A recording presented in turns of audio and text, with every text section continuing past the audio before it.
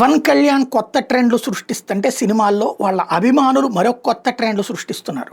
టిక్కెట్లకి సంబంధించింది సరే, రేట్ల ఎక్కువ తక్కువ అంటే కొనుక్కునేవాడు కొనుక్కుంటాడు.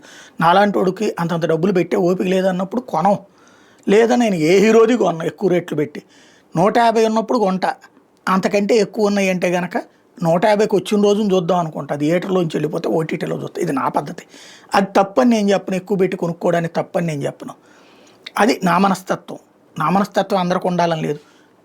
వాళ్ళ వాళ్ళ అభిమాన హీరోల్ని ఎక్కువ పెట్టి చూడాలని కోరుకుంటారు. అయితే పవన్ అభిమానులు ఒక కొత్త ట్రెండ్ సృష్టించింది ఏంటంటే, ఇది మిగతా ఫ్యాన్స్, అది మహేష్ బాబు ఫ్యాన్సా, జూనియర్ ఎన్టీఆర్ ఫ్యాన్సా, ప్రభాస్ ఫ్యాన్సా, వీళ్ళందరికీ ఒక కొత్త పరీక్ష. ఎందుకంటే ఒక ఫ్యాన్స్ ఏది చేస్తే అంతకంటే ఎక్కువ చేయాలనుకుంటారు తప్పించి వాళ్ళు అట్లాంటి పని చేశారు మనం ఎందుకు చేయాలి అనుకోరు. ఇది ఒక పోటీ కిందని ఫీల్ అవుతుంటారు.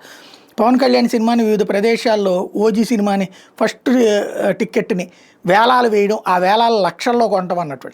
ఇప్పటికే మామూలుగా ₹1000 బెనిఫిట్ షోనే ఎక్కువ అనుకుంటే, వీటిలో ₹150 ₹250 ఇచ్చింది ఎక్కువ అనుకుంటే, అది కంటే కూడా ఎక్కువ 1,00,000 పెట్టైనా కొనటం ద్వారా పవన్ కళ్యాణ్ నోటీసులోకి వెళ్ళాలా, పవన్ టీం నోటీసులోకి వెళ్ళాలా, శతఘ్ని నోటీసులోకి వెళ్ళాలనేటటువంటి ఫీలింగ్ ఉన్నోళ్ళు పెరిగారు.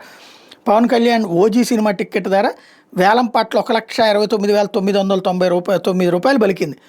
ఎక్కడ ఇది?